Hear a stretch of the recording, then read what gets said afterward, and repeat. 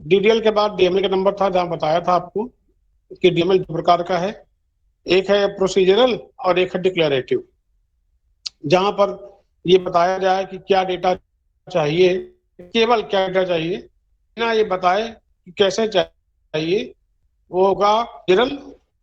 और जहां पर क्या डेटा चाहिए, कैसे चाहिए, अगर ये डिफाइन करने की नीड हो जाए, उसे बोलेंगे डिक्लेरेटिव डीएमएल।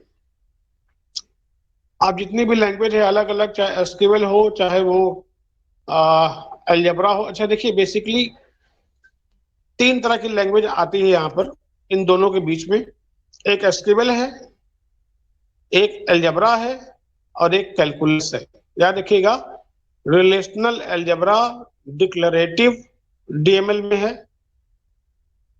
एसक्यूएल और कोई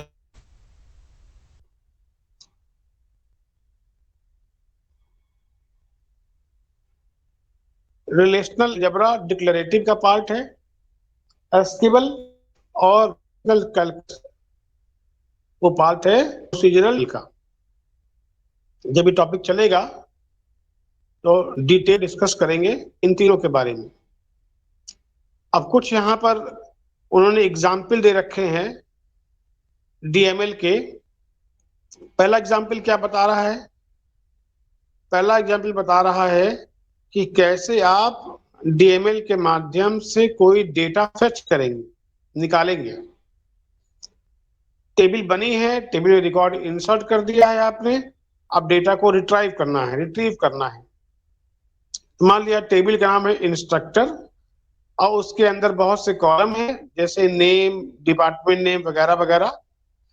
अब ये क्वेरी बता रही है, क्या लिखा है? सेलेक्ट एक क्लास का नाम है, select class from class where class. बहुत से क्लास होती है, जब एसक्यूएल पढ़ेंगे तो आराम से हम बताएंगे। इवन आपको कुछ वीडियोस भेज देंगे एसक्यूएल पढ़ने के लिए, आसान वीडियो है, उसको पढ़ेंगे तो बहुत कुछ आ भी जाएगा स्वयं से।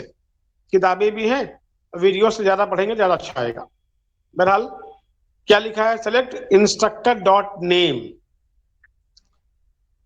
सेलेक्ट क्लास क्या करता है? सेलेक्ट करता है किसको? किसी पर्टिकुलर टेबल को। तो जो टेबल ये सेलेक्ट कर रहा है, उस टेबल का नाम है इंस्ट्रक्टर और टेबल का जो कॉलम है उसका नाम है name. Select instructor dot name मतलब इंस्ट्रक्टर टेबल के नेम वाले कॉलम को सेलेक्ट करो। कहां से करना है? From instructor. फ्रॉम का मतलब है टेबल का नाम, फ्रॉम के बाद जो लिखा होगा वो टेबल का नाम होगा। तो टेबल से इंस्ट्रक्टर, इंस्ट्रक्टर टेबल से नेम वाले कॉलम को या नेम वाले फील्ड को सिलेक्ट करिए और where instructor dot department name equal to history.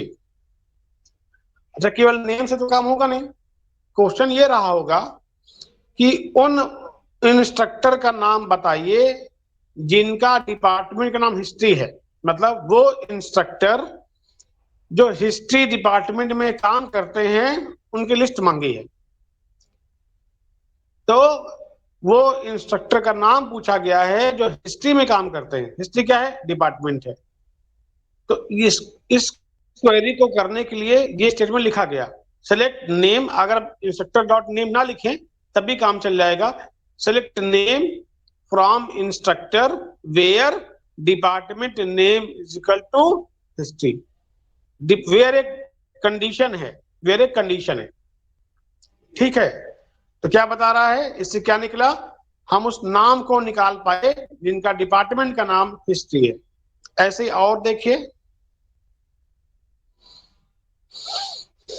यहां देखिए दो टेबल लिया है इन्होंने, इंस्ट्रक्टर और डिपार्टमेंट। पहली वाली क्वेरी तो एक टेबल से थी, अगर आप चाहे तो एक से ज्यादा टेबल से भी क्वेरी कर सकते हैं। क्या होगा वास्तव में? क्या किया है? Instructor dot I D, select instructor dot I D comma department dot department name. अब देखिए यहां दो टेबल है, एक का नाम इंस्ट्रक्टर, एक का नाम डिपार्टमेंट। तो एक उन्होंने कॉलम लिया है इंस्ट्रक्टर टेबल से और एक कॉलम लिया है डिपार्टमेंट टेबल से।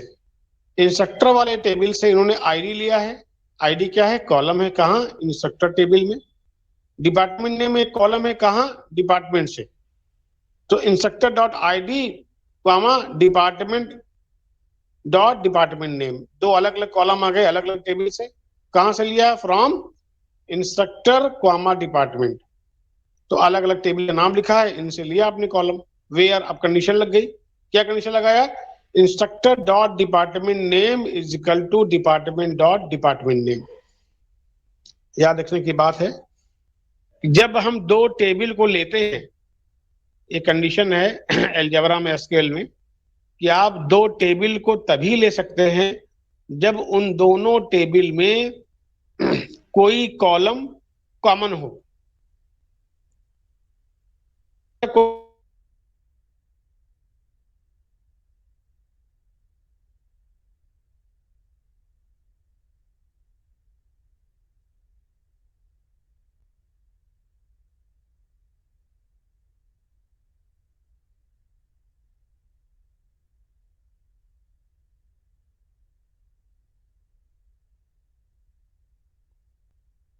Dot department name is equal to department dot department name, दोनों बराबर है, तभी हम वो ले पाएंगे। And department dot 93,000। तो क्या है? अगर इंस्ट्रक्टर डिपार्टमेंट नेम दोनों का कॉमन है और बजट जो डिपार्टमेंट का है अगर 93,000 से ज्यादा है, तो ऐसे बंदों की ID और उनका डिपार्टमेंट का नेम बताओ। क्या क्वेरी होगी? वास्तव में क्वेरी क्या होगी?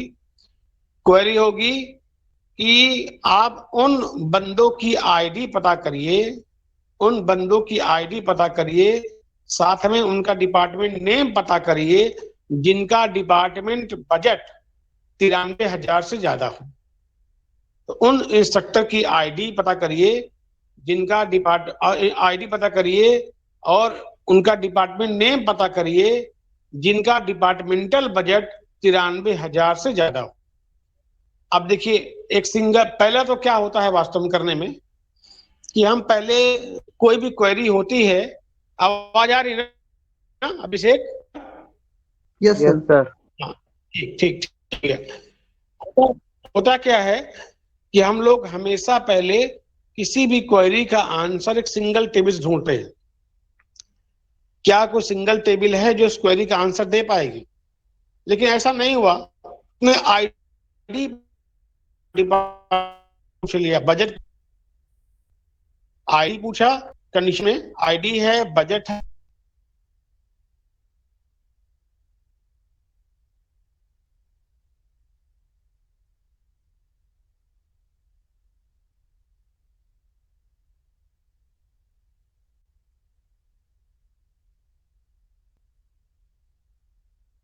ID नहीं है। क्या क्या क्या होगा? मान लो 10 टेबल के पास इस क्वेरी के लिए आपने नहीं मिला,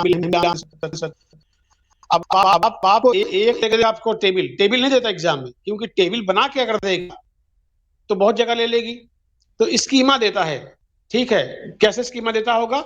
लिखा है इंस्ट्रक्टर, ब्रैकेट ऑन किया, इंस्ट्रक्टर लिखने के बाद और फिर वहां ID comma name comma department name, ऐसे बिना टेबल बनाए एक सिंगल लाइन में उसकी इंफॉर्मेशन दे देगा। इंस्ट्रक्टर टेबल है, यहाँ ब्रैकेट में जितने नाम लिखे हैं वो सब कॉलम है। ऐसे ही 2 3 4 5 ऐसे ही ढेर सारे मतलब डेटाबेस का नाम बना के दे देगा उस कॉलम। फिर पूछेगा 4 5 क्वेश्चन लिख के दे, स्टेटमेंट लिख के देगा कि ये पता करो, ये पता करो, ये बताओ, ये बताओ। फिर नीचे लिख के देगा कि इन स्टेटमेंट का आंसर कहाँ देना है आपको, आइदर एसक्यूएल और अलजेब्रा और कैलकुलस। ये जैसे परिपाटी है, नियम है। क्या नियम है? जैसे हम बनाते पेपर मान लिया, तो अगर हमने एसक्यूएल लिया आपसे, हाँ, अच्छा, ठीक ठीक ठीक। शुभ नारायण है, सिद्धार्थ है, दो लोग थे, दो लोग थे, ठीक है। तो अगर हमने कोई क्वेश्चन दिया दिन में, कोई भी एग्जामिनर अगर डेटाबेस बना रहा है, पेपर अच्छा बनाना चाहता हो, ऐसा नहीं कि टाइम पास करे थ्योरी बना के दे देते कि हमें आंसर चेक नहीं करना पड़े, थ्योरी बना के दे दो तो लिखेगा तो है ही लड़का।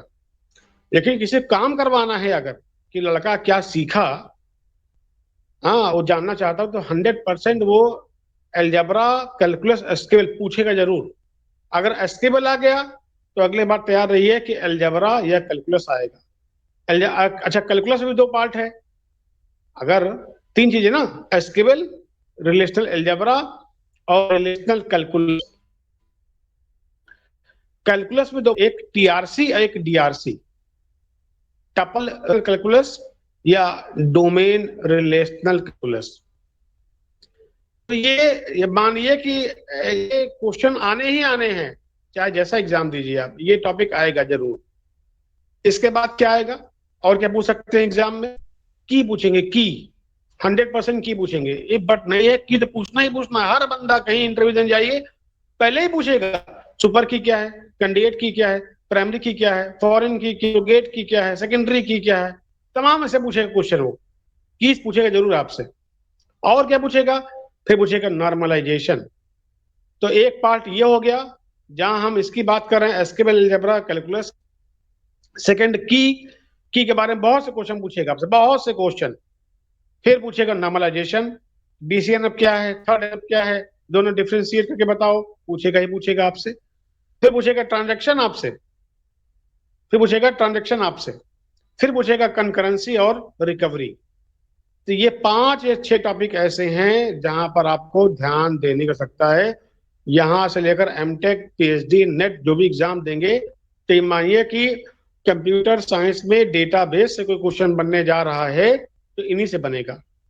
ठीक, अलजेब्रा एसक्यूएल कैलकुलस से, या की से, या नॉर्मलाइजेशन से, या ट्रांजैक्शन से।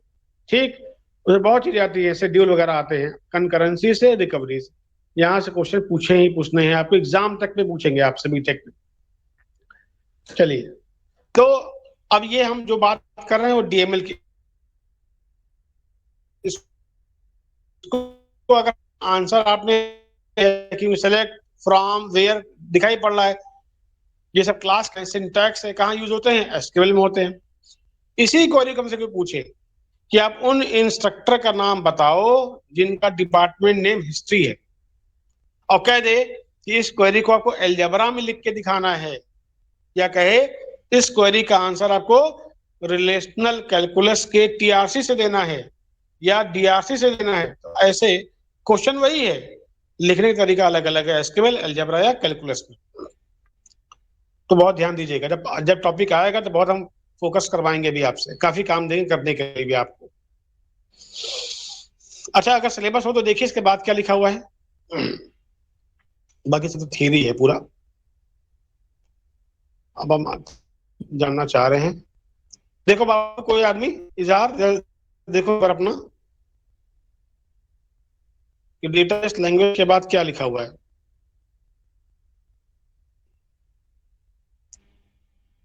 कोई बंदा बताओ।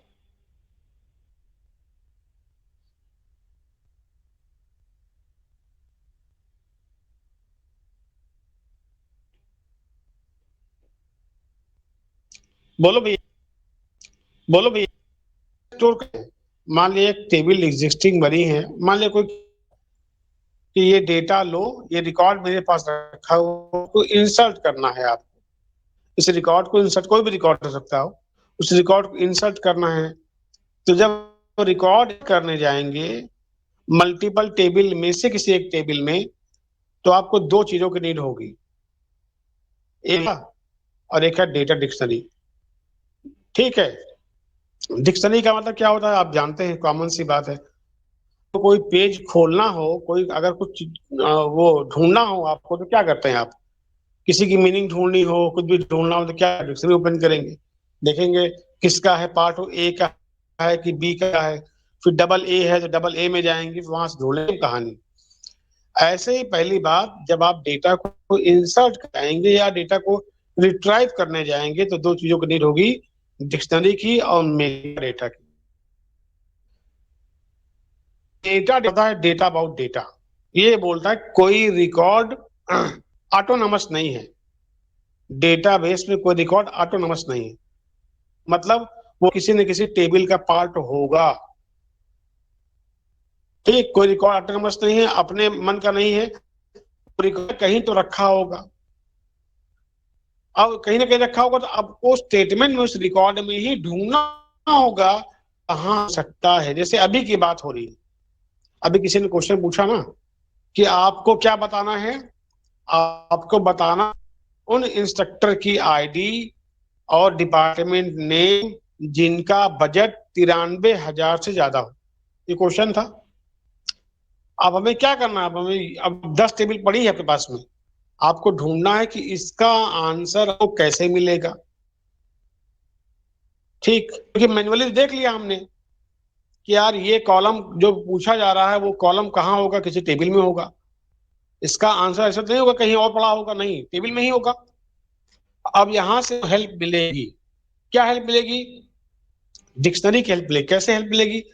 मिलेगी हेल्प आपको, आपको हेल्प मिलेगी कहां से? बजट से। बजट से देखना होगा कि बजट जो पूछा है, बजट किस कॉलम, कोई कॉलम है, कोई कॉलम है, किस होगा? किसी टेबल कॉलम में होगा, बजट कॉलम में होगा। बजट कहाँ लिखा हुआ है? बजट डिपार्टमेंट टेबल में लिखा हुआ है। चलिए, तो सपोर्ट मिल गया क्वेरी देखकर आपको कि आपको ये इसका आंसर फला टेबल के फला कॉलम से मिलेगा। ठीक, ये डिक्शनरी की बात हो गई। डेटा डेटा, अब आपको पूछना है कि डिपार्टमेंट नेम, डिपार्टमेंट आईडी वगैरह कहाँ होगी, ये भी टेबल होगी।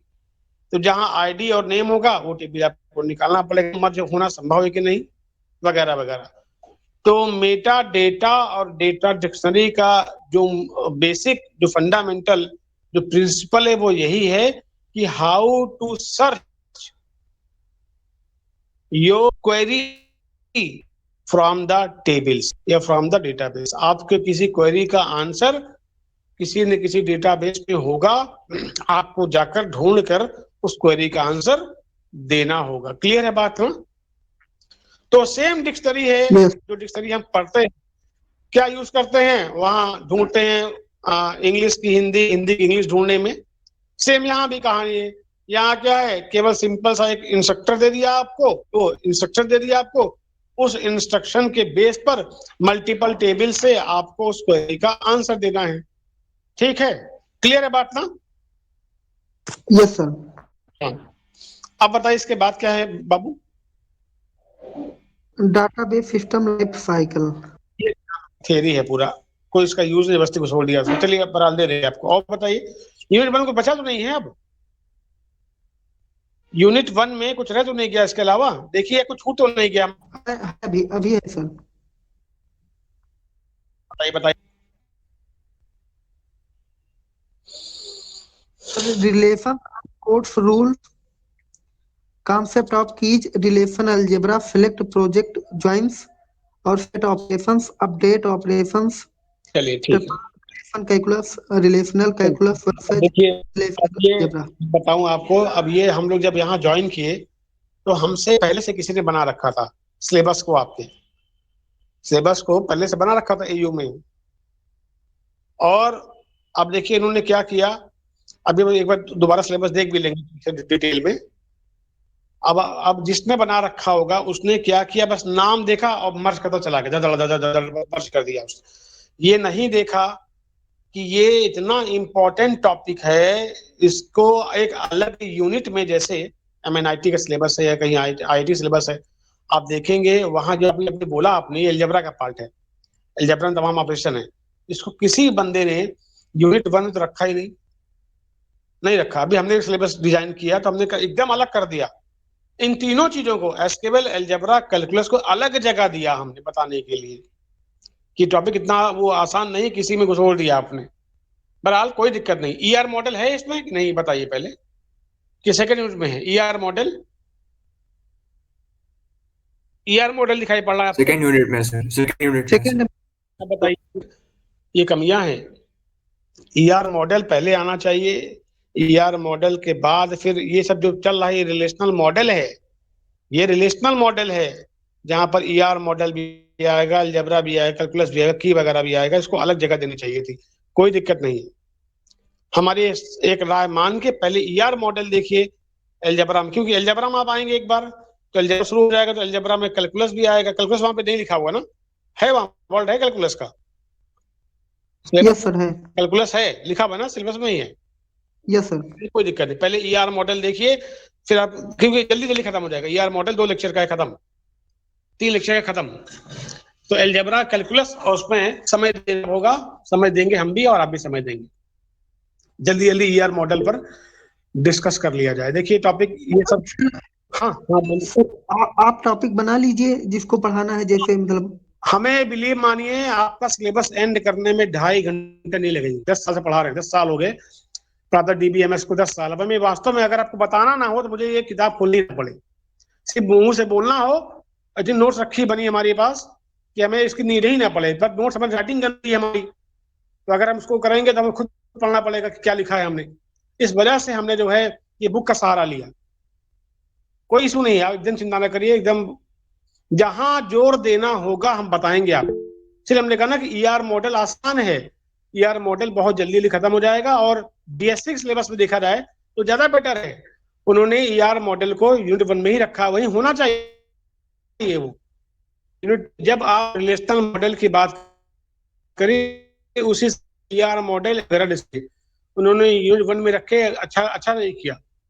बहरहाल परेशान ना होइए, जल्दी से हम ईआर मॉडल पे आते हैं और कुछ बनवाएंगे आपसे, और ढेर सारी आपके पास एनपीटीएल पड़ी है मेरे पास, हम उसको भेज भी देंगे पढ़ने के लिए आप ईआर मॉडल पर। एक मिनट रुक जाइए, बस ईआर ढूंढ लें, क्योंकि नया है ना, ये बुक है, तो थोड़ा सा हमें देखना पड़ेगा कि ईआर मॉडल कहाँ ले।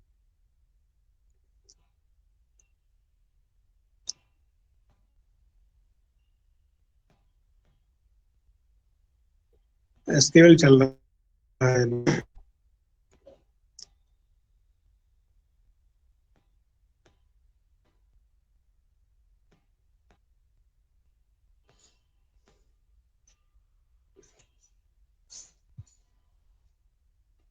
एसक्यूएल चल रहा है।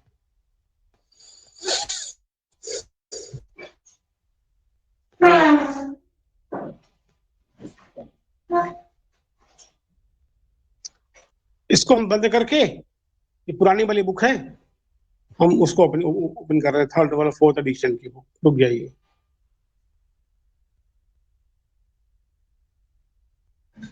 रुक जाइए, हम उसको सर्च कर लें जल्दी से, फिर बताते हैं। बीएससी वाला कहाँ गया, बीएससी बीएससी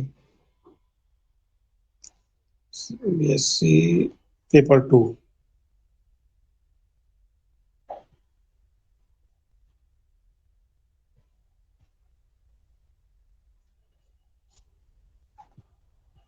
तो वहां हम देख रहे थे कि चौथे या पांचवें एडिशन की बुक से उनका पूरा सिलेबस मिल जा रहा था। जब डिजाइन किया होगा तब कोर्ट की बुक रही होगी, तो कोर्ट की बुक बाद में अपडेट हुई, 6th एडिशन आई, 7th आई। तो अब अगर सिलेबस चेंज होगा तो नए वाले कंटेंट को देख के होगा। तो आपका जो सिलेबस है वो 99% आपको मिल जाएगा 3rd 4th इससे। इसको भी हम शेयर कर देंगे, आप शेयर कर देंगे, क्योंकि ट्रांजेक्शन वगैरह बहुत अच्छा इसमें दिया हुआ है, नॉर्मलाइजेशन वगैरह बहुत अच्छे एग्जाम्पल दिए हैं।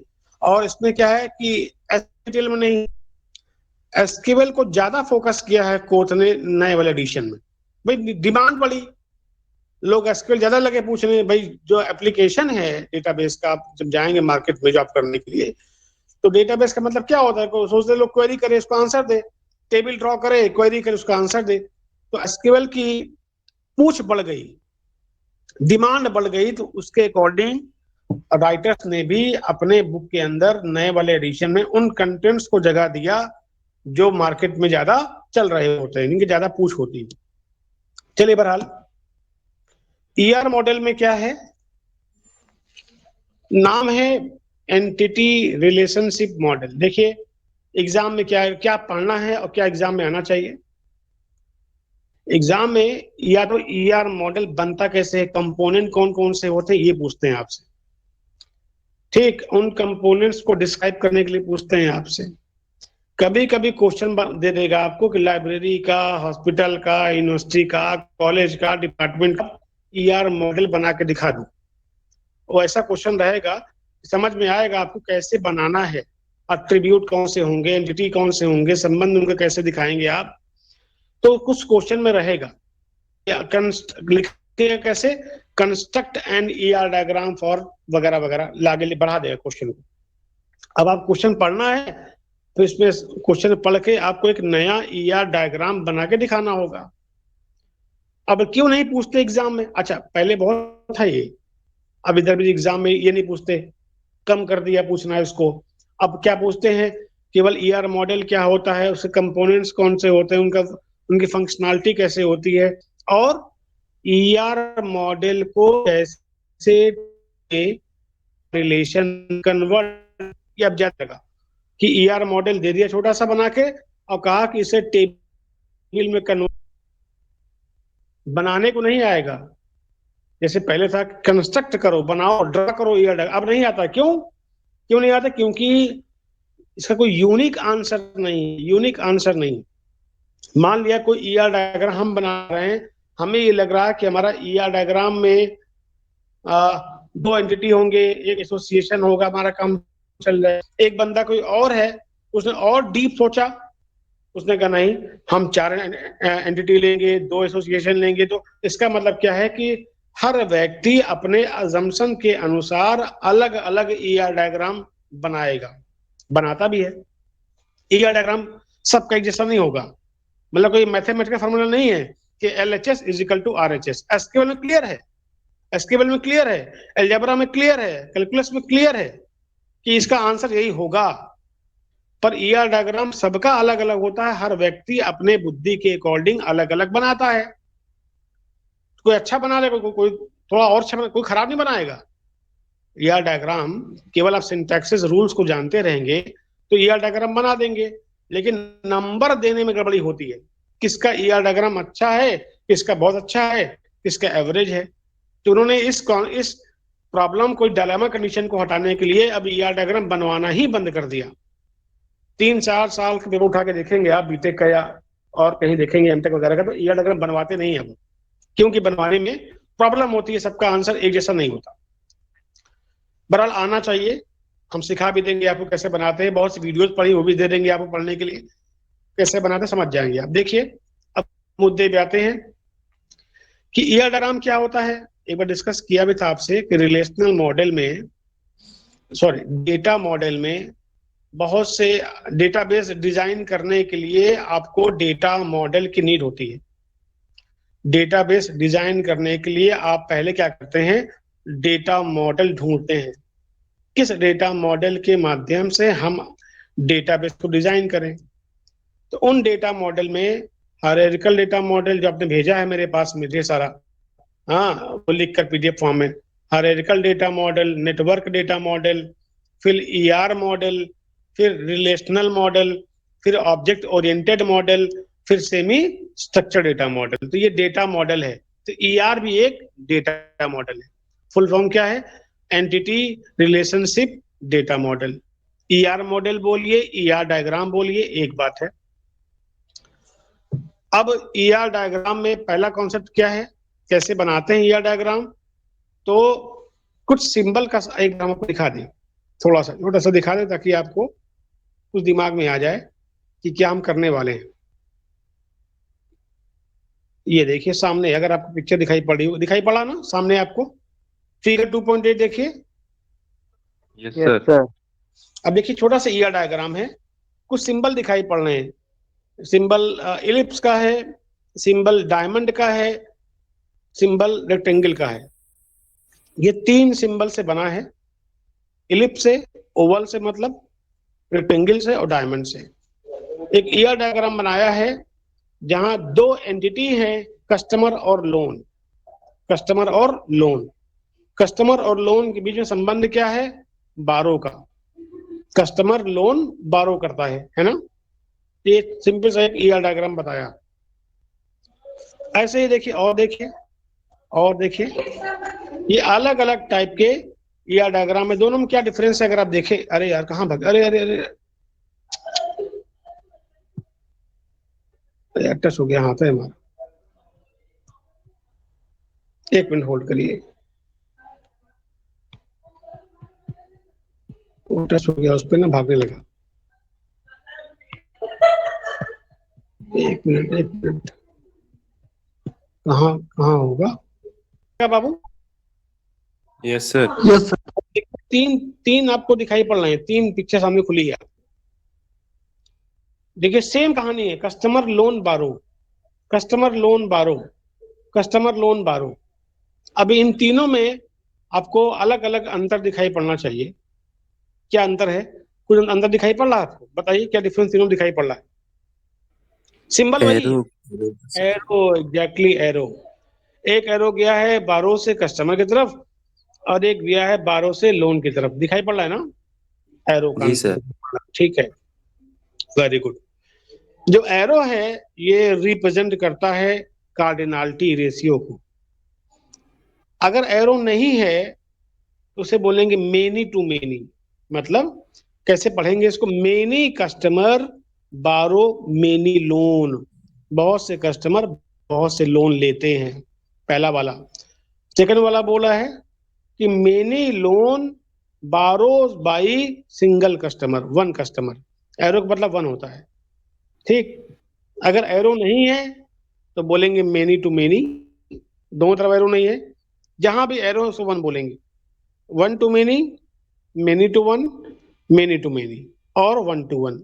ये एरो सिद्ध कर देगा, बता देगा कि क्या कहना चाहता है। पहला वाला था many lone borrowed by many customer. इधर से चलेंगे तो, इधर से देखेंगे तो क्या आएगा कि मेनी कस्टमर बारो मेनी लोन। यहां से क्या आएगा? वन कस्टमर बारो मेनी लोन। यहां क्या होगा कि सेम कहानी है। देखिए बस एरो की कहानी कहानी यहां से वहां कर दिया, मेनी लोन बारो बाई वन कस्टमर। और यहां बोला वन कस्टमर बारो, सॉरी, मेनी कस्टमर बारो वन लोन। तो एरो के माध्यम से हम ईआर डायग्राम में डिफ्रेंशिएट कर लेते हैं कि क्या क्या होना चाहिए। और आप ईआर डायग्राम देखिए, और ईआर देखिए, अब यहाँ बदल दिया है। कस्टमर डिपॉजिटर अकाउंट को एक नई टेबल होगी कस्टमर अकाउंट की, उसका ईआर डायग्राम और दिखाते हैं आपको। ये देखिए, ये ईआर डायग्राम देखिए, सब समझाएंगे एक एक स्टेप जितना लिखा हुआ है। अब इनको सिंबल देखिए, एक सिंगल एंटिटी है। ईआर डायग्राम में दो चीजों की आवश्यकता है, एक एंटिटी की और एक एसोसिएशन की या रिलेशनशिप की। जैसे पहला वाला क्या था, दो एंटिटी है, एक कस्टमर एंटिटी है और एक अकाउंट एंटिटी है। इन दो एंटिटी जुड़ रहे हैं किसी एक रिलेशनशिप से जिसका नाम डिपॉजिटर है। जैसे पहला दो एंटिटी कस्टमर, ये जुड़ रहे हैं किससे? बारो टर्म से। तो एंटिटी दिखाते हैं रेक्टेंगल में, और जब ये जोड़ते हैं आपस में तो जो माध्यम होता है जोड़ने का उसे बोलते हैं एसोसिएशन या बोलते हैं रिलेशनशिप। तो रिलेशनशिप हमेशा शो होता है डायमंड में, एंटिटी शो होता है रेक्टेंगल में, ठीक है। जब तक दो, अच्छा, ईआर डायग्राम बनाने के लिए क्या चीज चाहिए? कम से कम दो एंटिटी होगी।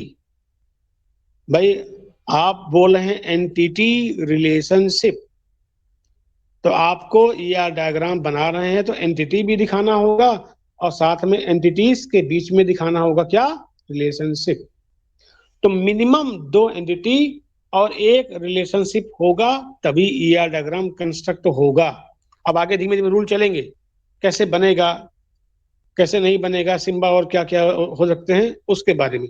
तो मानिए कम से कम दो एंटिटी होगी तभी वो जुड़ेंगे आपस में। और देखिए, अब यहाँ देखिए फिगर 2.11, इसमें देखिए ये ईआर डायग्राम नहीं है, वास्तव में नहीं है, ये पार्ट है ईआर डायग्राम का, पार्ट है, पार्ट है। ईआर डायग्राम क्यों नहीं है भैया? क्योंकि इसमें एक ही एंटिटी है, दूसरा एंटिटी नहीं है, साथ में ना दिखाई पड़ रहा है उनका एसोसिएशन या रिलेशन, नहीं दिखाई पड़ रहा है, सिंगल एंटिटी है। अब सिंगल एंटिटी के पास इतने सारे एट्रीब्यूट हैं, याद रखिए, याद रखिए, जो हमारा टेबल है, जो हमारा टेबल का नाम है, वही टेबल का नाम क्या होता है? एंटिटी होती है। जैसे कस्टमर को टेबल है आपने,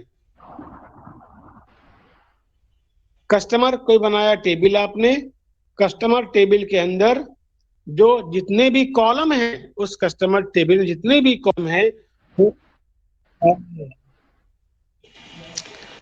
उस टेबल के अंदर जितने भी कॉलम हैं वो सारे कॉलम यहाँ पर एंटिटी के एट्रीब्यूट होते हैं। तो कस्टमर टेबल और कस्टमर टेबल जो कॉलम है वो सारे कॉलम इस एंटिटी के एट्रीब्यूट होते हैं। आवाज आ रही है?